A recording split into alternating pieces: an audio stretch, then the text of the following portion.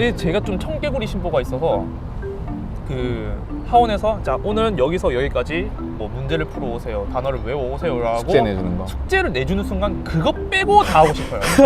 정말 공부하는 양은 숙제보다 훨씬 많아요. 근데 숙제만 하기 싫은 거야 이게. 그래서 어떤 짓까지 했었냐면 뭐 단어를 뭐 데이 1부터 4까지 외워라 이러면 뭐 5에서 8까지 외운다든지.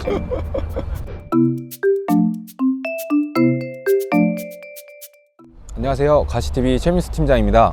오늘의 특별한 손님은 바로 뒤에 보이는 학교, 한국외국어대학교의 학사 편입에 성공한 손종민 학생인데요. 네, 안녕하세요. ELLT학과 손종민이라고 합니다. 종민 학생은 그 군인의 신분으로 사실 편입을 준비를 했었어요. 근데 이렇게 편입을 해야겠다고 생각한 계기가 혹시 있으신지? 고등학교 졸업 직후 20살 때부터 직업군인 생활을 시작을 했었는데 네. 아무래도 대학교를 안 갔다라는 그런 아쉬움이 좀 남아 있었어요. 혼자 뭐 토익이라든지 그런 회화 공부를 하는 모습을 보고 친한 선배가 너 그렇게 영어 공부하는 게 재밌으면 전역하고 대학교를 한번 가봐라 라고 이제 먼저 얘기를 해주셨고, 평소에도 영어를 좀 좋아하셨어요? 네, 그냥 그 젊은 나이에 머리를 그냥 안 쓴다는 게 조금 죄스럽게 생각을 했었어가지고 뭐라도 해야겠다, 머리를 계속 말랑말랑한 상태를 유지를 해야겠다라는 생각에 계속 공부를 시작을 했었는데 또 성적도 혼자 한 것 치고는 곧잘 나오고 하니까 또 주변 토익이나 이런 게? 네네. 그냥 처음에 군 생활이 좀 안 맞다라고 생각을 해서 네. 어떻게든 벗어나자. 근데 벗어날 길이 저는 공부밖에 없다고 생각을 했어요. 근데 또 그런 와중에 제가 수학을 너무 못해서 그래서 저는 수능 수학을 다시 공부할 엄두가 안 난다라고 했었는데 그 선배가 마침 편입이라는 제도가 있고 그 편입은 네가 좋아하는 영어만 시험만 합격을 하면 된다라고 해서 그때부터 막연하게 이라고 생각을 했습니다. 군 생활을 몇 년 정도 하셨죠? 7년 5개월 정도. 7년 5개월이요? 네. 20살 때부터? 네. 그러면은 그 편입했을 당시에 나이가 어떻게?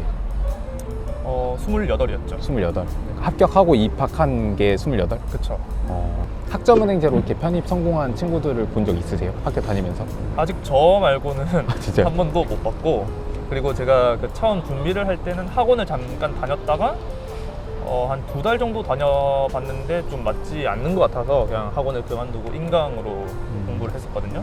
근데 제가 합격했다라는 이제 그 소식을 또 전해드렸더니 이제 학원에서도 그 합격 수기를 써야 되니까 연락이 왔는데 전적대 이런 걸 다 조사하는 거예요. 근데 그 중에서도 넌 전적대가 어디야? 라고 했을 때 제가 학점은행제입니다 했더니 제가 처음이었던 거죠. 아, 진짜요? 네, 학점은행제로 이제 외대를 합격한 네. 게 학점은행제로 인서울에 편입하는 학생들이 그래도 큰 비중을 차지하고 있는 걸로 아는데 그 중에도 외대는 처음이다.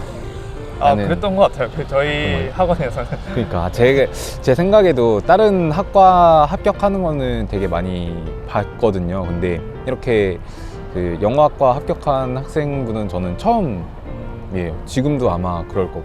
외대 영어과는 그쵸. 되게 진짜 영어 괴물들이 너무 많다고 들었어가지고 교수님 저 영어가 더 편한데 영어로 해도 될까요? 다들 진짜요? 그래요. 수업할 때? 네네, 수업할 때. 또 나와.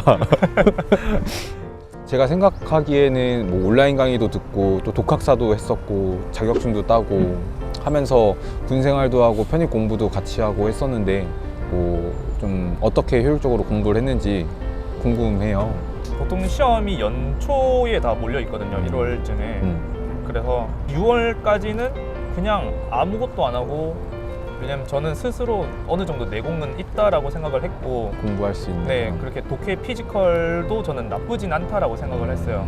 7월부터 전역을 하고 학원을 다녔었는데 한 2-3달 정도 다니고 나서부터 좀 학원 그 자체가 좀 안 맞다라고 생각을 해서 학원을 끊고 이제 제가 좀 제 삶을 제가 컨트롤하는 그쪽으로 공부를 시작을 했고요. 9월쯤부터 5시간 정도를 단어만 봤던 것 같아요. 5시간 정도 보면은 한 2,000개 정도를 외울 수가 있거든요. 5시간? 네, 하루에 무조건 5시간 정도는 5시간에 네. 2,000개? 네. 그걸 당연히 처음 보는 단어 2,000개를 하루에 외우는 건 불가능하죠. 그쵸, 불가능하죠. 근데 그거를 그 2,000개를 쭉 보면서 뭔가 막히는 부분에서 제가 아 이거 왜 안 외워지지라고 이제 고통을 겪지 않고 넘어가야 돼요. 다시 한 번 더 반복할 때 다시 한 번 그 단어를 봤을 때 아까 봤던 건데 아까 못 외웠던 기억나고. 건데 네. 그러면서 조금 외워지는 그런 게 좀 컸던 것 같아요. 원래 그럼 공부하던 요령이 좀 있었던 거네요.